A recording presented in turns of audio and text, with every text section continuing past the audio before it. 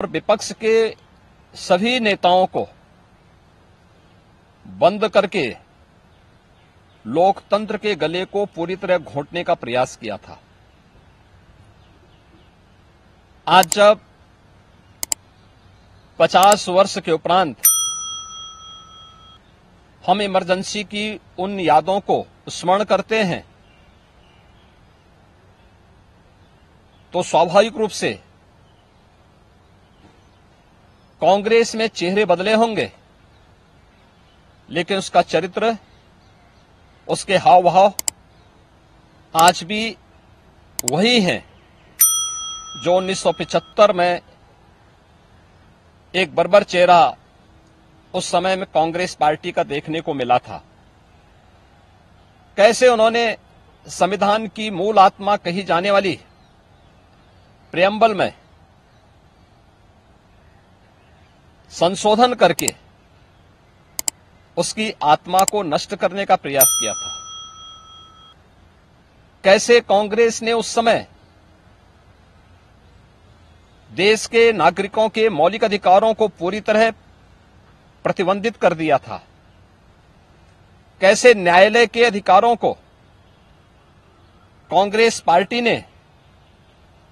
उस समय में बंधक बना के रख दिया था। और आज भी कांग्रेस पार्टी में भले ही नेतृत्व बदला हो, लेकिन उसका चेहरा बदला हो, लेकिन चरित्र तो उसका आज भी वही है। ये लोकतंत्र की दुहाई देते हैं, लेकिन भारत के बाहर जाकर के भारत के लोकतंत्र को कटघरे में खड़ा करते हैं। भारत की चुनाव प्रणाली पर प्रश्न चिन्ह खड़ा करते हैं। भारत के बाहर जाकर के भारत को और इसके लोकतंत्र को कोसते हैं। भारत के अंदर हर चुनाव की प्रक्रिया में बाधा पैदा करके ईवीएम पर अपने अकर्मण्यता का दोष थोपने का प्रयास करते हैं। एक तरफ कांग्रेस का यह तानाशाहीपूर्ण रवैया, जिसने आज से नहीं या 1975 में ही नहीं, आजादी के तत्काल बाद संविधान अंगीकार करने के मात्र 2 वर्ष के अंदर ही देश के संविधान में संशोधन करके धारा 370 को उसमें जबरन डाल करके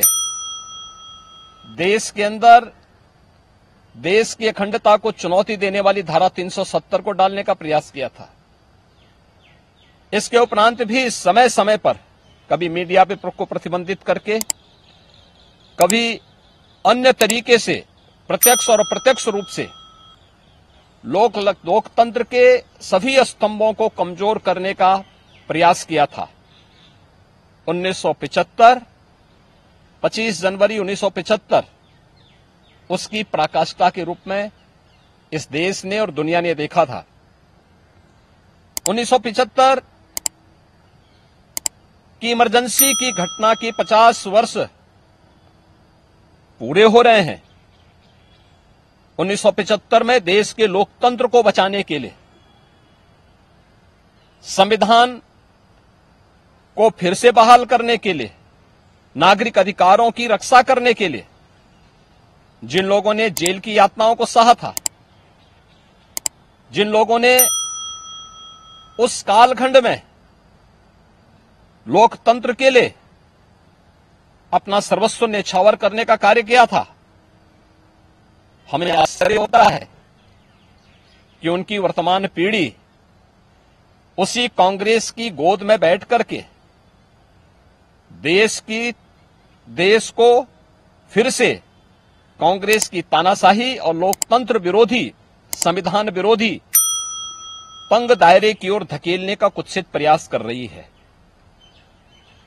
कांग्रेस आज भी उसी रास्ते पर चल रही है और उसी का परिणाम है जहां भी कांग्रेस नेतृत्व की सरकारें हैं, उनका रवैया, उनकी कार्यप्रणाली, उनके द्वारा किए जाने वाले कृत्य इस बात के उदाहरण प्रस्तुत करते हैं। उनके जो सहयोगी हैं, बंगाल में टीएमसी है, केरल के उनके सहयोगी हैं, या तमिलनाडु के उनके सहयोगी हैं, या कांग्रेस नेतृत्व की सरकारें जहां कार्य कर रही हैं, उनकी कार्यपद्धति को आप देखें।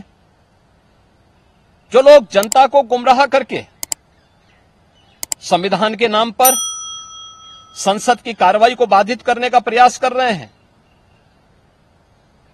वे लोग कभी अपने गिरेबान में भी झांक के देखें, क्या उन्होंने सही मायने में संविधान का पालन किया था? क्या ये सच नहीं कि देश की संसद में कांग्रेस के एक वरिष्ठ नेता ने वहां पर जिस प्रकार का आचरण किया था, एक बिल को संसद के फ्लोर पर ही किस तरीके से अपमानित करने का काम किया था, वहां फाड़ने का काम किया था, ये क्या किसी से छुपा हुआ है? या अन्य अनेक ऐसे कृत्य जिसने लोकतंत्र को कमजोर किया है और लगातार देश के लोकतंत्र को कमजोर कर रही है,